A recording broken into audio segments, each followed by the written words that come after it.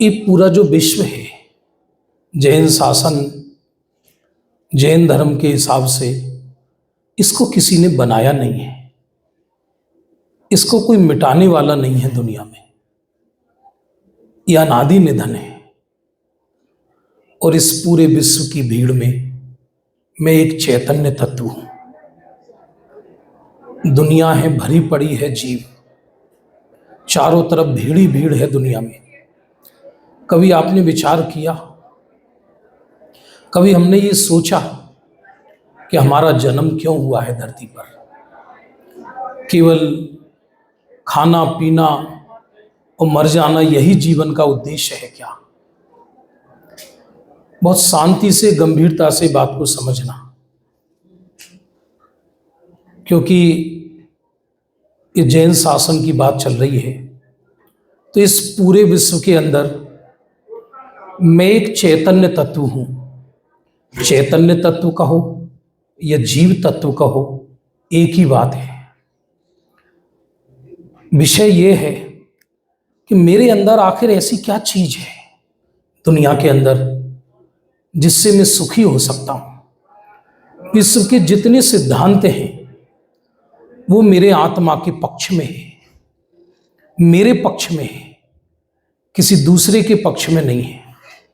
सच देखा जाए तो दुख कल्पना है, सुख फैक्ट है। मैं दुखी नहीं हो सकता, क्योंकि न दुख अंदर है न दुख बाहर है। दुख अंदर होता तो सिद्धों को भी दुख होना चाहिए था, और यदि दुख बाहर होता तो इस टेबल कुर्सी को भी दुख होना चाहिए था। आपको समझ में आ रहा है नहीं आ रहा? बता तो दो बाबा। आपको निंदिया आ रही है क्या? क्योंकि यहां हम जागने आए हैं, सोने नहीं आए। लेकिन विषय महत्वपूर्ण है, और जो समय है वो आप जानते हैं कैसा है। तो इस पूरी दुनिया के अंदर अनंत जीव राशि ठसाठस भरी है। जैन दर्शन के हिसाब से विश्व किसी का बनाया हुआ नहीं है, और ये नियम है, जो बनाया हुआ नहीं होता उसे कोई मिटा भी नहीं सकता। और यदि कोई मिटाने वाला है, बनाने वाला है, तो मिटाने वाला भी होना चाहिए उसको कोई। और इस पूरे विश्व की भीड़ में मैं एक चैतन्य तत्व हूं। आश्चर्य तो यह है कि यदि मैं ना हूं तो विश्व की सिद्धि ना हो। दुनिया के अंदर ये जो हाड़ मांस का शरीर दिखाई दे रहा है, ये मैं नहीं हूं। ये जो हाथ हिल रहे हैं, ये मैं नहीं हूं। ये जो आप बैठे हो, ये आप नहीं हो। बल्कि एक एहसास तत्व, एक फीलिंग तत्व, एक सोच, एक कॉन्सेप्ट, एक विचार जो आपके अंदर चल रहा है, उस विचार को आत्म तत्व कहते हैं। वो मैं तत्व जीव तत्व कहलाता हूं, वही आप जीव तत्व कहलाते हो। लेकिन चूंकि हम इतने उलझे हुए हैं इस लाश में, इस मांस के लोथड़े में जो इस कंकाल तंत्र के ऊपर लिपटा हुआ है, और इसी में आत्म तत्व है, कि हमें इससे हटकर कुछ आगे नजर ही नहीं आता है। ये बाहर की दुनिया नजर आती है। तो आज का जो विषय है, आखिर मेरे उस जीव तत्व में, माने मेरे अंदर ऐसी क्या चीज है कि जो मैं विश्व से मेरे को डिफरेंट करते हैं, मेरे को न्यारा बनाता है। आत्मा में कमजोरी नहीं है। आत्मा शक्तियों से बना पिंड है। आपने कभी नहीं सुना होगा कि आत्मा कमजोरी से बना है। मेरे अंदर ऐसी क्या कमजोरी है? आप जरा विचार कीजिए, आपके अंदर क्या कमजोरी है? क्या वीकनेस है? ऐसी क्या कमजोरी है आपके अंदर? कोई कमजोरी नहीं है। आत्मा में कमजोरी है ही नहीं। आत्मा शक्तियों से बना एक चैतन्य अपूर्व तत्व है, और एक अमर तत्व है।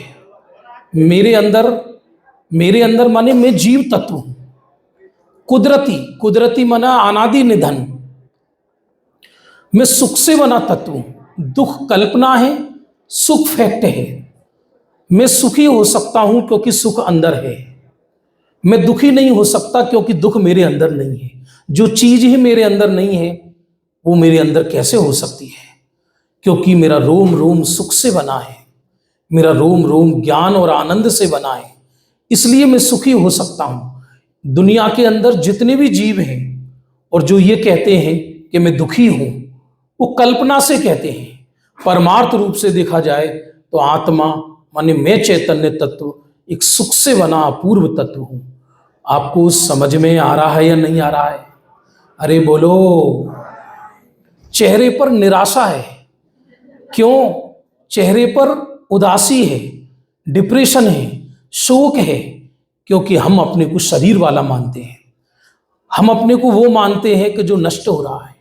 सच देखा जाए, विश्व का मैं एक अपूर्व चैतन्य तत्व हूं, जिसको कोई बता नहीं सकता।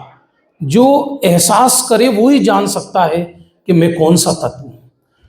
ये ऐसा विषय है, आप सारी रात सुनते रहें, क्योंकि इसमें अपनी गाथा गाई है, अपने तत्व की चर्चा है, अपने चैतन्य की चर्चा है। बताओ, विश्व का सबसे सुंदर कौन है? दुनिया में सबसे सुंदर कौन है? बोलो। दोपहर का समय, इसलिए मैं बुलवाऊंगा, ज्यादा बोलूंगा कम। और ज्यादा बोलने में दम भी क्या है? जो काम थोड़े शब्दों से होता हो, अधिक बोलने से लाभ क्या है? दुनिया में सबसे सुंदर कौन है? हाँ, अब आप सही लाइन पे आ रहे हैं। सुंदर माने इस चेहरे को देखकर नहीं कहा जा रहा, आत्म तत्व को देखकर कहा जा रहा है। दुनिया में सबसे बलशाली कौन है? मैं माने अपूर्व चैतन्य तत्व हूं। मैं अपूर्व चैतन्य तत्व। ये जो देह है, ये मैं नहीं हूं। लोग कहते शांति का उपाय क्या है? शांति का उपाय क्या होता? मैं आपसे पूछूं, प्रकाश का उपाय क्या है? सूरज है, प्रकाश का उपाय क्या है? शांति तो बनी हुई है, शांति का कोई उपाय नहीं है। अपने को शांति रूप स्वीकार करना ही शांति का उपाय है। कोई ये कहे कि समुद्र में पानी भरने का उपाय क्या है? कैसी बातें करते हो? समुद्र तो पानी से भरा ही हुआ है, उसको स्वीकार करना है बस। स्वप्ने में राजपद पाया, उठ मूरख रुदन मचाया। स्वप्ने में राजपद पाया, उठ मूरख रुदन मचाया। सपने में किसी को राज्य पद मिल गया, अब वो जागा तो घबराता, मेरा राज्य कहां गया? राज्य मिला ही कहां था जो गया? ऐसी सुख दुख, हानि लाभ, जीवन मरण, यश अपयश, यहां तक कि नर्क स्वर्ग, बंध और मोक्ष, ये सब स्वप्न हैं। ये मेरे अंदर प्रवेश नहीं पाती है। क्योंकि यदि मैं नारकी हो गया होता तो मैं आज यहां सुरक्षित नहीं बैठा होता। यदि मैं त्रियंच हो गया होता तो मैं आज यहां सुरक्षित नहीं बैठा होता। 84 लाख योनियों में मैं गया, ये कहने का व्यवहार है। परमार्थ सत्य तो यह है, मैं सदा चैतन्य था, चैतन्य हूं और चैतन्य रहूंगा। मोक्ष उसका होगा जिसका बंधन होगा। मेरे अंदर न बंधन है न मोक्ष है। मैं इस विश्व की एक अनुपम धरोहर हूं। मैं विश्व का एक अपूर्व चैतन्य तत्व हूं। मेरे पर बड़े बड़े तीर्थंकर रीझ गए, बड़े बड़े गणधर रीझ गए मुझ पर। आखिर तीर्थंकरों को क्या मिला? राजपाट छोड़कर वन जंगलों में अपने चैतन्य अमर तत्व का ध्यान कर रहे हैं। आखिर उनको उसमें मिला क्या? मिला क्या? मुझे मेरे अंदर ही कुछ नहीं मिलेगा तो कहां मिलेगा? अरे कुछ समझ में आया नहीं आया? यदि बालक को मां की गोद में भी विश्राम नहीं मिलेगा तो कहां मिलेगा? क्या मंदिर की दीवारों से सुख मिलता है क्या? क्या गाड़ी बंगला से सुख मिलता है क्या? अरे ये भी थ्योरी कैसी चलती है, केवली जाने। लोग कहते हैं पुण्य से धन आता है, पुण्य से धन आता है। यदि पुण्य से धन आता हो तो मुनिराज पाप के उदय वाले कहलाएंगे, क्योंकि उनके पास परमाणु भी नहीं है। समझ में आया नहीं आया? सत्य तो यह है कि पुण्य पाप ये मेरी थिंकिंग है, ये मेरा कॉन्सेप्ट है, ये भी विचार है। पैसा आना पाप का उदय है या पुण्य का उदय है? बोलो जल्दी।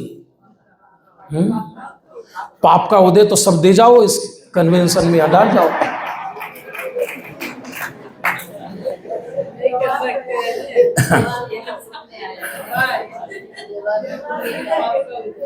सच बात तो ये है, ये हमारी सोच पर निर्भर करता है। मन मेरा संतोष है, हर परिस्थिति में अपने को संतुष्ट फील करना, ये पुण्य का उदय है। और कैसी भी कोई भी दुनिया में पुण्य की सामग्री है ही नहीं। मैं आपसे ये पूछूं कि तीनों लोक में कोई ऐसी सामग्री बताइए कि ये पुण्य की सामग्री है और ये पाप की सामग्री है, ये पुण्य के उदय की सामग्री है, ये पाप के उदय की सामग्री है क्या विश्व में?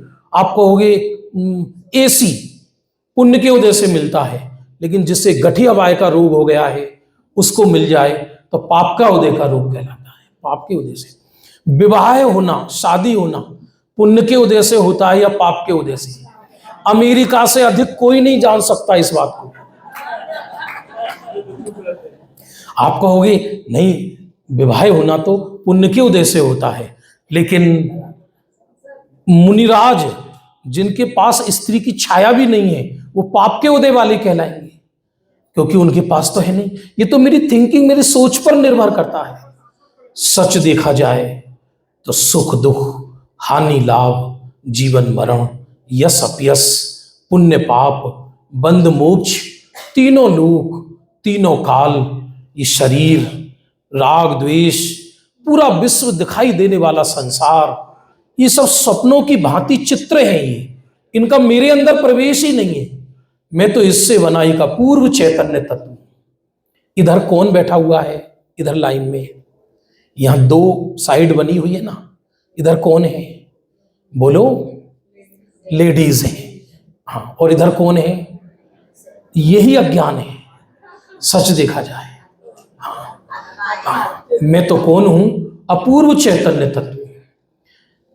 कोई विषय ही नहीं है मेरे पास, और वो विषय ऐसा है कि अनंत काल तक ही मेरी बात है। जैन शासन के सारे सब्जेक्ट मेरे पक्ष में है, मेरे पक्ष में। मुझे कोई सुख दे नहीं सकता, क्योंकि यदि कोई सुख दे तो फिर वो मेरे सुख का हरण भी कर सकता है। सर्वज्ञ परमात्मा मुझे सुख दे सकते हैं या नहीं? अरे बोलो। सर्वज्ञ, फिर हम सर्वज्ञ के पास क्यों आते हैं? जब सर्वज्ञ परमात्मा हमको सुख नहीं दे सकते तो हम सर्वज्ञ परमात्मा के पास क्यों आते हैं? यही समझने के लिए कि मैं आपको सुख नहीं दे सकता। आनंद स्रोत बह रहा और तू उदास है, अचरज है जल में रह के भी मछली को प्यास है। अचरज है जल में रह के भी मछली को प्यास है। बोलिए, आनंद स्रोत बह रहा और तू उदास है, अचरज है जल में रह के मछली को प्यास है। ये जो हमारे चेहरे क्यों दुखी हैं? क्योंकि हम कुछ पाना चाहते हैं, और जब तक पाने की इच्छा होगी तब तक संसार में ही भटकोगे। कोई पाना वो ही चाहेगा कि जो अपूर्ण होगा। भीख अपूर्ण व्यक्ति मांगता है, पूर्ण व्यक्ति कभी भीख नहीं मांग सकता। यदि मैं पूर्ण हूं तो इच्छा क्यों? और यदि इच्छा है तो कैसी पूर्णता? सच बात यह है, अपनी स्वीकृति का नाम मोक्ष है या मोक्ष की डिमांड का नाम सुख है? मैं पूर्ण हूं या मोक्ष से पूर्ण होता हूं? फिर से कठिन लग रहा है क्या विषय? नींद आ रही है क्या? नहीं आ रही हो तो सो जाओ, मैं भी सो जाता हूं। सोना ही है सच। अरे नहीं सोना है भगवान। जो जागता व्यवहार में वह सो रहा परमार्थ में। जो जागता परमार्थ में वह सो रहा व्यवहार। आज तक हम सोए नहीं है सच में। हम जिसको निद्रा कहते हैं ये निद्रा नहीं है। ये जो हमारे होठ लटके हुए हैं, ये भीख मांगने के कारण लटके हुए हैं। ये जो हमारी जो आशाएं हैं, ये आशाएं हैं जो हमारी, मुझे ऐसा करना है, मुझे जीवन में ऐसा करना है, मुझे कुछ जीवन में ऐसा करना है। क्या करना है? अब भगवान को भी कुछ करना पड़े तो फिर दुनिया में कौन ऐसा रहा जो निष्कर्म होगा? सच बात तो ये है, कुछ हटाना और जुटाना। अज्ञानी की लाइफ दो ही शब्दों में खत्म हो जाती है, हटाओ और जुटाओ। मेरी भाषा समझ में आ रही है आपको? समझ में तो आ रही है, वरना मैं दीवारों से मूल मारता रहूं।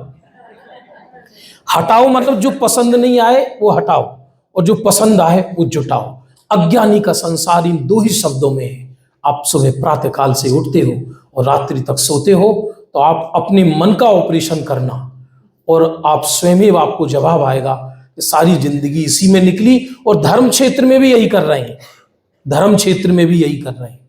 सच बात देखा जाए तो संसार से द्वेष पूर्वक मोक्ष नहीं होता।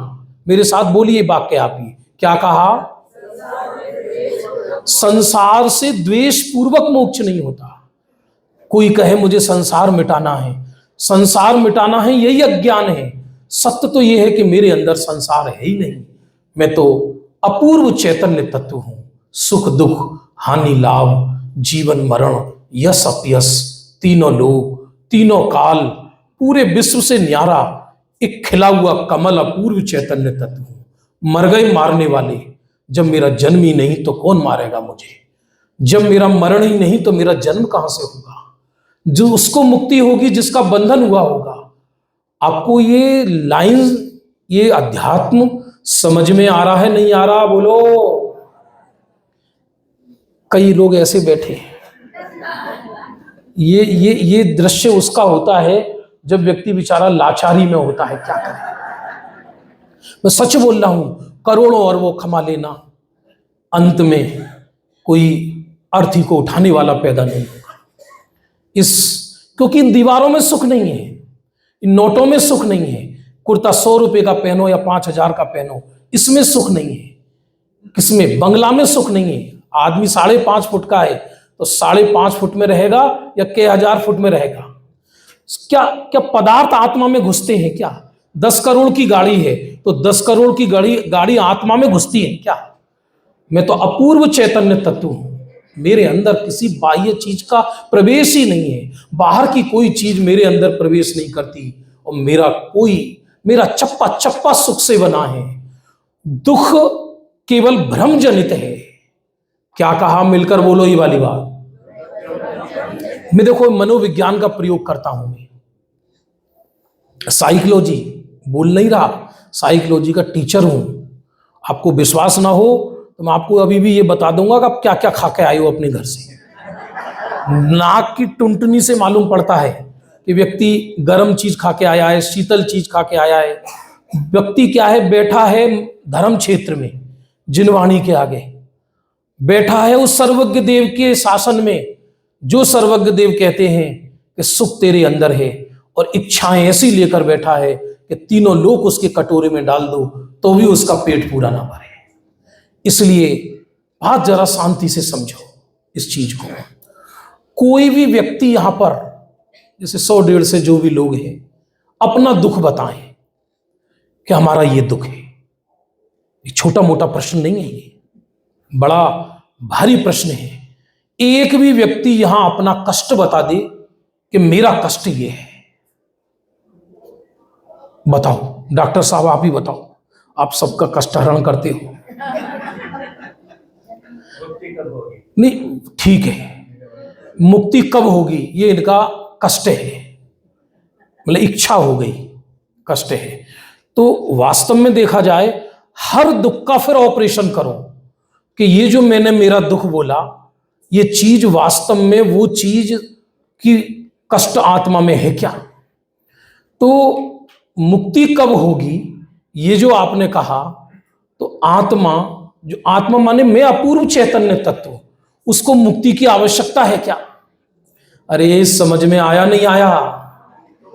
उसको मुक्ति, वो तो मुक्ति ही है। आप जानते हैं, एक जो सिनेमा का पर्दा होता है, सिनेमा का पर्दा, मैं बहुत सरल भाषा प्रयोग कर रहा हूं यहां पर। हम ये तो सैकड़ों बार कहते हुए देखे गए हैं कि मैं द्रव्य से शुद्ध हूं, मैं गुण से शुद्ध हूं। थोड़े शास्त्रीय शब्दों का प्रयोग करना चाहता हूं, लेकिन परमार्थ रूप से देखा जाए, मैं द्रव्य से तो शाश्वत शुद्ध हूं ही, मेरे गुणों में भी कभी कोई दिक्कत नहीं आई, मैं शाश्वत शुद्ध हूं। क्योंकि जो वस्तु शुद्ध है उसकी क्वालिटी अशुद्ध कैसे होगी? उसका गुण भी शुद्ध है, पर परमार्थ रूप से देखा जाए वो पर्याय भी शुद्ध है, घबराना नहीं। पढ़े लिखे लोग हैं, आप क्वेश्चन कर सकते हैं, आपको भी पर्याय कैसे शुद्ध हो सकती है? पर्याय तो अशुद्ध है। वर्तमान में हम दुखी हैं, यदि उस पर्याय में हम उसकी अशुद्धता ना देखकर पर्याय का चैतन्य देखें तो वो पर्याय भी हमें शुद्ध नजर आएगी। एक चलचित्र पिक्चर का पर्दा, और पर्दे पर खून खच्चर हो रहा है, लड़ाई झगड़ा हो रहा है, तो और मान लीजिए आग लग गई है पिक्चर में पर्दे पर नहीं, तो जिस समय पिक्चर में आग लग गई है उस समय भी पर्दा स्वच्छ है या नहीं? बोलो।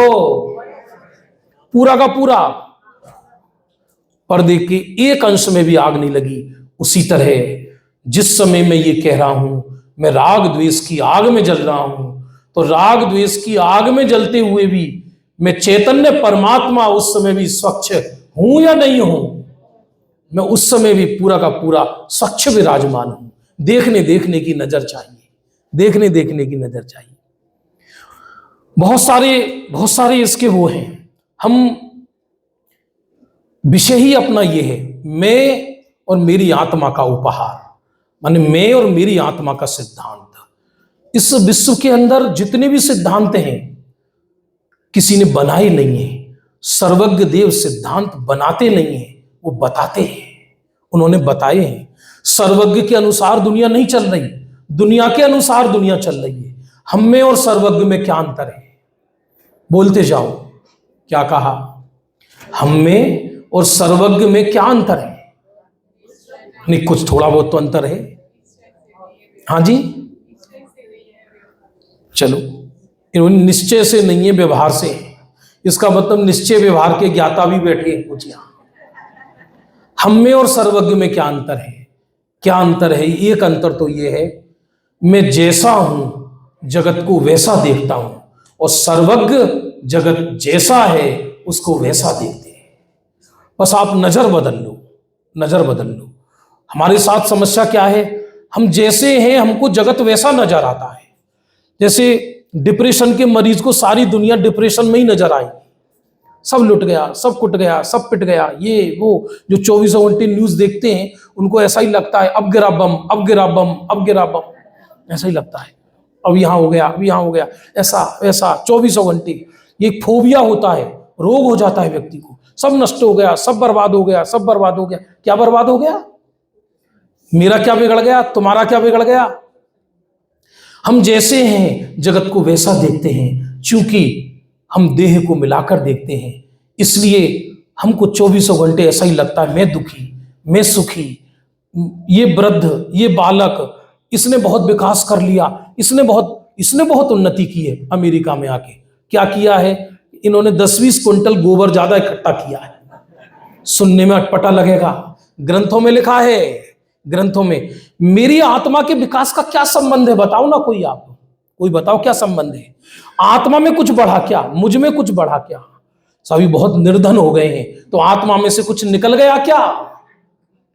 जिसे हम निर्धन कहते हैं वो अपनी आत्मा का ऑपरेशन करे, उस आत्मा में से कुछ गया क्या? जिसे हम धनिक कहते हैं वो आत्मा का ऑपरेशन करके देखे, उस आत्मा के पास कुछ आया क्या? सच तो ये है, चाहे सिद्ध भगवान हो, चाहे निगोद का जीव हो, चाहे चीटी का जीव हो, चाहे संजय कुमार हो, चाहे आप हो, ये पूरा हर आत्मा एक जैसा ही है। जैन शासन में सब एक नहीं है, पर सब एक जैसे है। आपको फिलॉसफी समझ में आ रही है? नहीं आ रही है? इसको फिलॉसफी को थोड़ा अध्यात्म से कनेक्ट करके हम चिंतन कर रहे हैं। वक्ता तो मैं हूं नहीं, मैंने पहले ही दिन बोल दिया। आपको समझ में आ रहा है? नहीं आ रहा? नींद आ रही है क्या? कई लोगों को ऐसा होता है, डॉक्टर साहब नींद की गोली लेकर सोते हैं, लेकिन प्रवचन में बिना गोली के नींद आती है।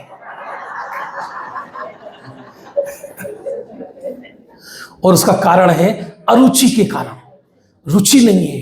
दरअसल क्या है, चारों तरफ भौतिकता की आग लगी है। अभी यहां थोड़ा यंगस्टर कम है।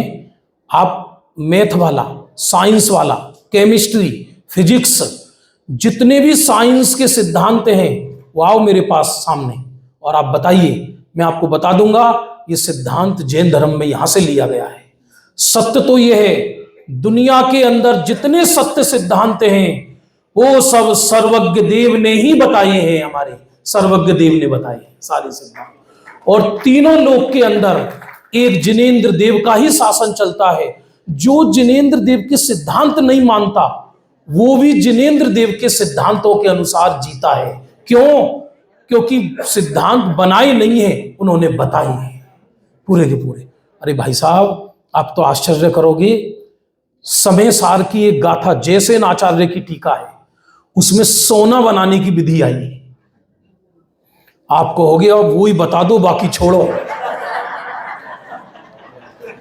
आपको विश्वास नहीं है, कल के सेशन में मैं वो गाथा पढ़ के आपको बता दूंगा। गाथा है, टीका में स्पष्ट लिखा है, अंदर रासायनिक प्रक्रिया होती है, सोना कैसे बनता है। नागफनी अंदर कुछ पदार्थों का सम्मिश्रण होता है और ऑटोमेटिक कई हजार वर्ष तक वो सोने के रूप में परिवर्तित हो जाता है। सोना कोयला बन जाता है, कोयला सोना बन जाता है, लेकिन रहते सब पुद्गल हैं। सोना बनाने की विधि बताई है, तो आप कहोगे वो ही बता दो ना, लेकिन बाद की एक गाथा लिखकर सब मटिया मीट कर दिया। क्या कह दिया? पुण्यवान को मिलता है, पुण्यवान को मिलता है। और फिर मैं तो कहता हूं पुण्य भी हो, जिसे अपना चैतन्य सोना मिल गया, उस बाहर के सोने का करेगा क्या? आपको ये आर्टिफिशियल लग रहा होगा, मैं आपको सच कह रहा हूं, मैंने जिनवाणी विराजमान नहीं करी है, लेकिन रोम रोम में जिनवाणी बैठी है। मुझे नहीं आती ना किसी सोने की महिमा, ना किसी पथरा की महिमा, ना किसी बंगले की महिमा, क्योंकि महिमा करने योग्य कोई चीज है तो वो मैं स्वयं चैतन्य अमर तत्व। क्योंकि तुम जिसकी महिमा गाओगे, जिसकी महिमा, वो तो मैं स्वयं हूं, कोई बाहर दूसरा है ही नहीं। तू माने या ना भी माने, परमात्म पना छल ना होगा।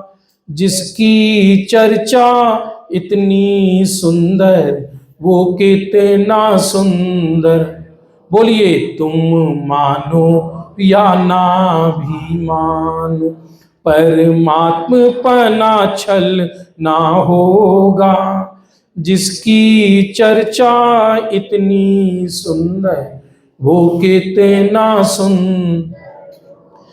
क्या कह रहे हैं? मैं संजय कुमार हूं, ये छल है। मैं स्त्री हूं, ये छल है।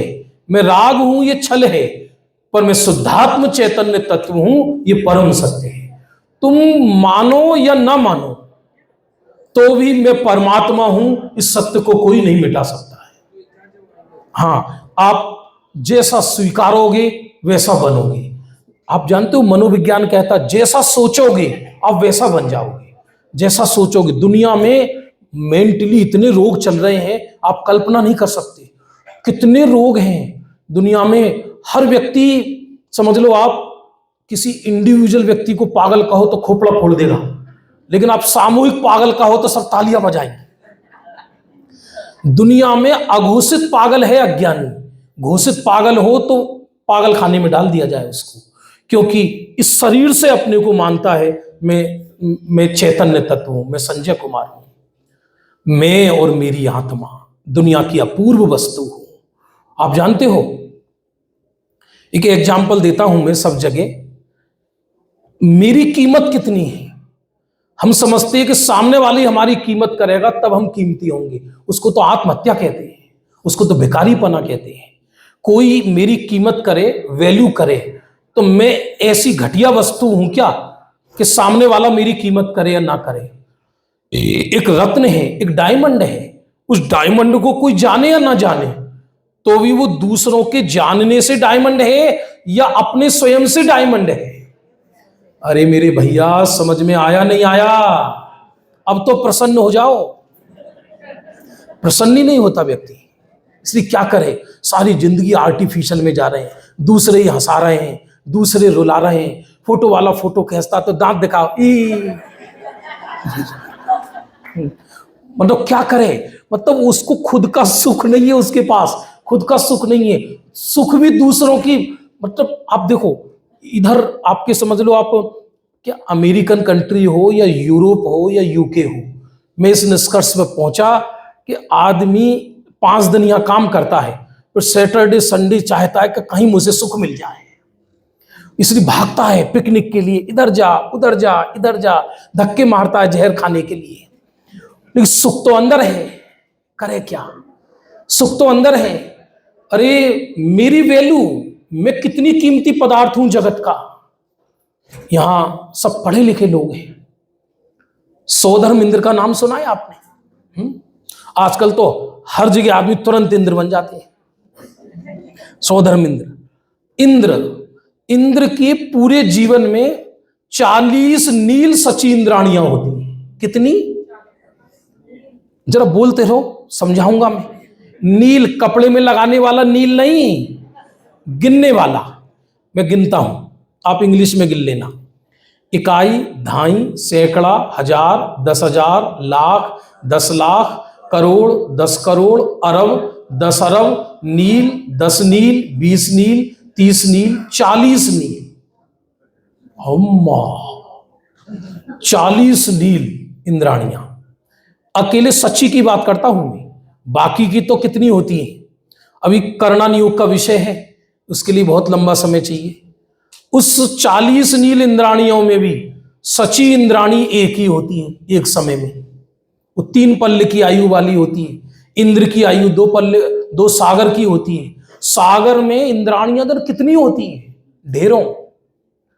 अब सची इंद्राणी के गले में रहने वाला हार, क्या कहा?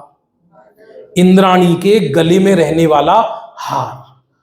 ये हार, सोना चांदी स्त्रियों का 11वां प्राण कहलाता है। जैन शासन में 10 प्राण माने हैं, वो 11वां प्राण ज्वेलरी होती है।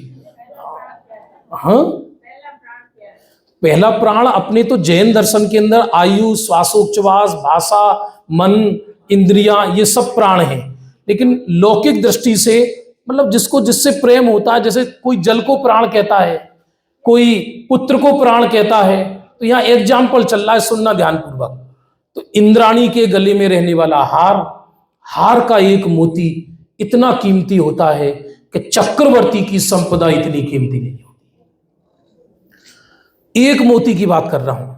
जब एक मोती इतना कीमती, तो पूरा हार कितना कीमती होगा। और जब पूरा हार इतना कीमती, तो जिसने उस हार को पहना है वो इंद्राणी कितनी कीमती होगी। जब इंद्राणी इतनी कीमती, तो जिसकी वो इंद्राणी है वो इंद्र कितना कीमती होगा। और जब इंद्र इतने कीमती, तो इंद्र भी जिन बीतरागी मुनिराजों के चरणों में अपना मस्तक झुकाते हैं, वो मुनिराज कितने कीमती होंगे। और जब मुनिराज इतने कीमती, तो मुनिराज भी जिन तीर्थंकरों को नमस्कार करते हैं, वो तीर्थंकर कितने कीमती होंगे।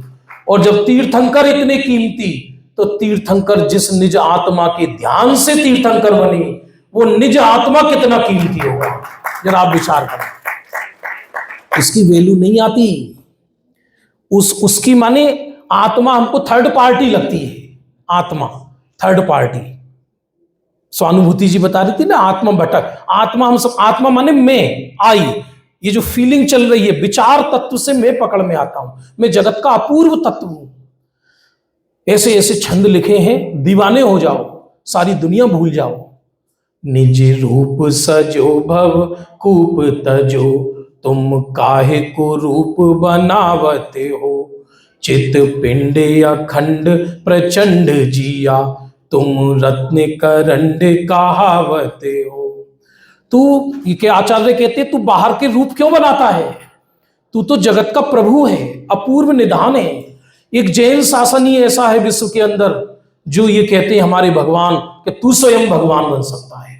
विश्व के सारे दर्शन, जितनी थ्योरी है विश्व की सारे दर्शनों की, वो थ्योरी ये कहेगी कि हम भगवान हैं, तुम भगवान दास रहो बनकर, तुम हमारे चरणों में। दुनिया में एक ऐसी थ्योरी भी है कि व्यक्ति मुक्त हो जाता है और मुक्त होके ईश्वर में मिल जाते हैं, और ईश्वर को फिर दोबारा जब आकुलता होती है कि बोर हो गए, तो फिर उन्हें संसार में भेज देते हैं। तो हमारी मुक्ति तो दूसरे की डुगडुगिया हो गई, कभी भी हमको संसार में भेज दें और कभी भी हमको मुक्त कर दें, लेकिन मैं तो सदा ही अपूर्व त्रिकाल मुक्त चैतन्य तत्व हूं। मैं आपको सच कह रहा हूं, ये जो विषय चल रहा है इसका एहसास करो, दुनिया राख का ढेर नजर आएगी।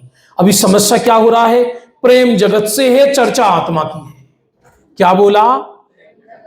और वो कह रहे प्रेम क्यों नहीं टूट रहा जगत से? प्रेम महिमा जगत की है, महिमा है पत्थरों की, महिमा है बाहर की वस्तुओं की।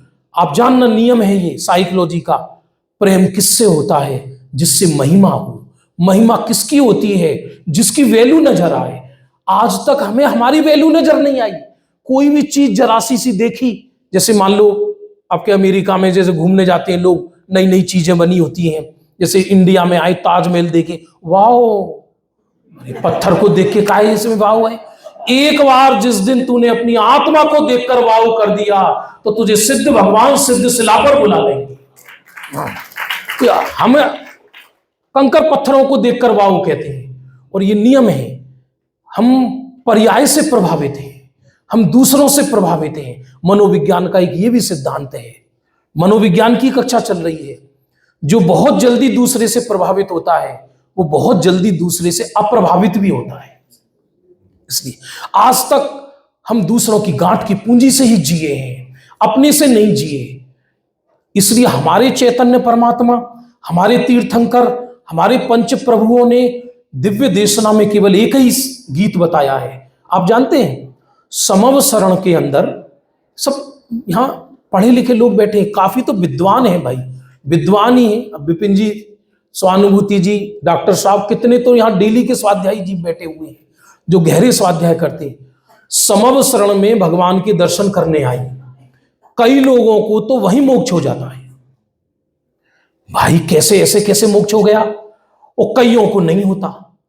कईयों को तो ऐसा भी होता है कि भगवान की दिव्य ध्वनि सुनने आए और पूरी जिंदगी भगवान की दिव्य ध्वनि सुनी और मर के नरक गए। क्या बात करते हो बाबा, ऐसा नहीं बोलो रे, क्या बोलते हो रे? मैं कोई ऐसी मूर्ख समझ रखा है मेरे को? राजा श्रेणिक पूरी जिंदगी भगवान की दिव्य ध्वनि सुनी तो भी परिणाम नहीं सुधरे, और कई जीव ऐसे आए नए कि जो भगवान की दिव्य ध्वनि सुनी और सुनकर भगवान बन गए। आप जानते हो आदिनाथ भगवान के समव शरण में कितने केवली विराजमान थे? सब चीज मैं ही बताऊंगा।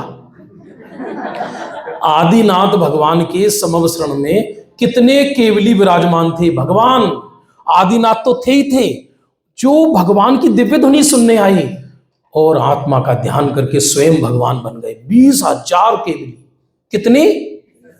20,000 केवली। वो 20,000 लोग वो थे जो भगवान की दिव्य ध्वनि सुनने आए और भगवान ने ये कहा कि तू भगवान है। बस भगवान से नजर हटाकर अपने अंदर चली गई और वहीं भगवान बन गए। भगवान महावीर के समव शरण में कितने केवली विराजमान थे?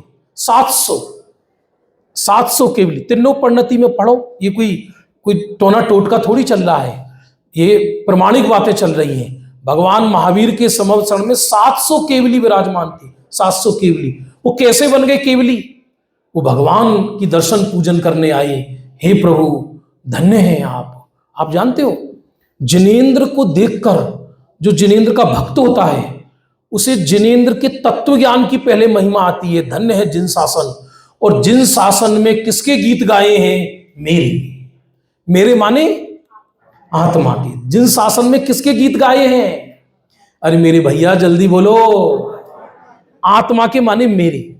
एक चिदविलास ग्रंथ है, चिदविलास ग्रंथ, बहुत स्वाध्यायी भाई बहन है यहां पर। उसमें लिखा कि प्रभु तुझे प्रभु कहते हैं। क्या कहा? तो अब तो प्रसन्न हो। मूल संस्कृत में लिखा अब तो प्रसन्न हो, माने तुझे एक चक्रवर्ती पद दे रहा हो और फिर भी तेरा चेहरा लटका हुआ है, इसका मतलब तुझे चक्रवर्तित्व का भान नहीं है। ऐसे ही सर्वज्ञ भगवान तुझे चैतन्य चक्रवर्ती, चैतन्य सम्राट कह रहे हैं, तो भी तेरा चेहरा उतरा हुआ है। इसका अर्थ ये हुआ तुझे ये आभास नहीं है कि चैतन्य का क्या अर्थ है। निज रूप सजो भव कूप तजो, तुम काहे को रूप बनावते हो। चित पिंडे अखंड प्रचंड जिया, तुम रत्न करंड कहावत हो। इतनी अपूर्व महिमा है। मेरे से बोला आप क्या विषय लोगे? मुझे तो अध्यात्म पसंद है भाई, क्योंकि ये आर्ट ऑफ लिविंग है, ये जीवन जीने की कला है। जैसे बहन एक पंखा कर रही हैं पीछे, नहीं मैं मना नहीं कर रहा, खूब करो, मेरा थोड़ी है, आप खूब करो, कोई दिक्कत नहीं है। सुनो सुनो सुनो, लिसन ध्यानपूर्वक। लेकिन ये अध्यात्म एक ऐसी चीज है, मैं आपको प्रयोग करके बता रहा हूं, समय नहीं है मेरे पास। आप भरी धूप में जा रहे हैं, बाहर खड़े होके किए हैं प्रयोग, और आप शांत, बस मैं चैतन्य परमात्मा हूं, आर्टिफिशियल फीलिंग नहीं, रियल में अनुभव करो, तो आपको पसीने की आने वाली बूंद बर्फ जैसी नजर आएगी, आपको बर्फ जैसी। दरअसल क्या है, हम इधर जुड़े हुए हैं, हमें इसको नाश नहीं करना। हम क्या समझ रहे हैं कि संसार से हम दुखी हैं। संसार किसी वस्तु का नाम नहीं है, हमारी रॉन्ग थिंकिंग, गलत थिंकिंग का नाम संसार है। मैं संजय कुमार हूं, इस सोच का नाम संसार है। संजय कुमार स्वयं संसार नहीं है, संजय कुमार तो एक पदार्थ है। ये बिल्डिंग संसार नहीं है, ये पदार्थ पत्थर संसार नहीं है, ये जो दुनिया दिखाई देती है ये संसार नहीं है, बल्कि ये मैं हूं, ये मेरे दुख का कारण है, ये मेरे सुख का कारण है, इसका नाम संसार है। बस ये गलत सोच हटी और मैं तो अपूर्व चैतन्य निधान हूं, अपूर्व चैतन्य निधान। ये ऐसी फीलिंग है, आपको अतिशयोक्ति लगेगी, अतिशयोक्ति। ये विश्व का वंडर है, 7 वंडर ऑफ वर्ल्ड, 7 आश्चर्य कहलाते हैं। हमारे कोटा में इन 7 आश्चर्य की मिनी रचनाएं बनी हुई है, एक लेक के ऊपर। तो लोग आते हैं, देखने आते हैं उनको, सारी चीजें 7 आश्चर्य, 7 वंडर ऑफ वर्ल्ड। लेकिन ज्ञानियों का एक ही वंडर है, वो कौन है? मैं स्वयं जगत का चैतन्य चमत्कार अपूर्व तत्व, मैं जगत का वंडर हूं। ये बात अभिमान की नहीं चल रही। कोई कहेगी तो अभिमान की बात हो गई। अभिमान तो उसको कहते हैं जो मैं हूं नहीं उससे अपना मूल्यांकन करूं, लेकिन जो चीज में हूं वो अभिमान की बात नहीं, वो तो परम सत्य की बात है। इसलिए कुदरती अनादि निधन बस विश्व का मैं एक अपूर्व ज्ञान और आनंदमयी चैतन्य अमर तत्व हूं। मैं और मेरे सिद्धांत थोड़ी है, वस्तु के अंदर सिद्धांत है। आप एक एक चीज देखो, इतने हैं, मैंने अभी बिंदु ही शुरू नहीं की, शुरू ही नहीं हुआ विषय। सच ये है, विश्व का कोई परिस्थिति मेरे अंदर प्रवेश नहीं कर सकती, मैं विश्व के अंदर प्रवेश नहीं कर सकता। अरे जिन राग द्वेष को नाश करने का प्रयत्न मैं दिन रात करता हूं, हम थोड़े धर्मी भी हो गए और भगवान से आकर कहने लगे कि प्रभु मेरा राग द्वेष का नाश हो। भगवान कहते हैं तुम्हारे अंदर राग द्वेष है ही नहीं। अरे समझ में आया नहीं आया? जो जिन लोगों के आ रहा है उनका चेहरा खिल रहा है, और जिनके नहीं आ रहा वो को लो, हे भैया जी क्या कह रहे हैं? अब तक तो ये कह रहे थे शरीर नहीं है हमारे अंदर, दुकान नहीं है, मकान नहीं है, अब राग नहीं तो हम भगवान बन जाए, कल से बेदी में बैठ जाए क्या? भाई बात समझिए जरा ध्यानपूर्वक। दर्पण में चेहरा झलका, दर्पण छोड़ो, तालाब में चांद झलका, तो तालाब में झलकने वाला चांद तालाब से निर्मित है या चांद से निर्मित है? अब प्रश्न समझ में नहीं आया, नहीं तो कली कली खिल जाती चेहरे। फिर से फरीथी अगेन, तालाब के अंदर चांद झलका, पूर्णमासी का मून, ठीक। अब जो तालाब में झलकने वाला चांद है वो चांद से बना है या पानी से बना है? बड़ा मिलकर तो बोल दो बाबा, पानी से बना है चांद से बना? डॉक्टर साहब आप तो ऐसी सोच में पड़ गई। मैं तो, हमें तो ज्यादा मत उलझाओ बाबा, दुखी मत करो, हम भाग जाएंगे। हम आपसे ये पूछ रहे हैं, तालाब में झलकने वाला चांद वो चांद से बना है या पानी से बना है? मुझे 2 ही ऑप्शन चाहिए।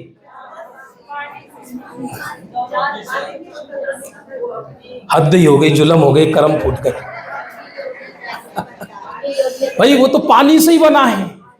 भाई जो चांद के अंदर, तालाब के अंदर चांद बना है, वो चांद से थोड़ी बना है। रियल चांद तो ऊपर है, वो तो पानी से बना है।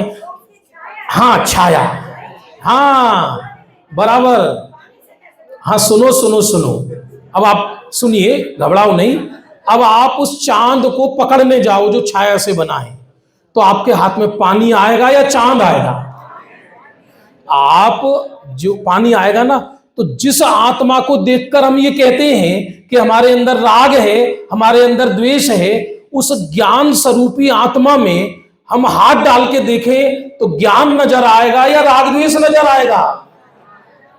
इसलिए यदि मैं मेरे ज्ञान स्वभाव को देखूं तो मैं तो सर्वत्र ज्ञान और आनंद से बना हूं। आप कहोगे दुखी तो नजर आ रहा हूं, आप कैसी बातें कर रहे हो? वो इसलिए नजर आ रहा हूं क्योंकि मैं अपने को ज्ञान वाला स्वीकार नहीं कर रहा। समय हो गया और मुझे को तो टाइम का भी नहीं, क्योंकि मैंने तो अपनी घड़ी का टाइम भी चेंज नहीं किया था, इंडिया वाला वही चल रहा है। बहुत अपूर्व तत्व है, मेरा विषय नहीं है, सब सर्वज्ञ भगवंतों का, गुरु महाराज का, जिनवाणी का है। आप एक बार अपने जीवन का जरूर अध्ययन करना और ये मंगल सूत्र आज के इस विषय का गले में लटका कर जाना। मैं जगत का अपूर्व चैतन्य तत्व हूं। पूरी सभा मिलकर बोलिए, क्या कहा? मैं जगत का अपूर्व चैतन्य तत्व हूं।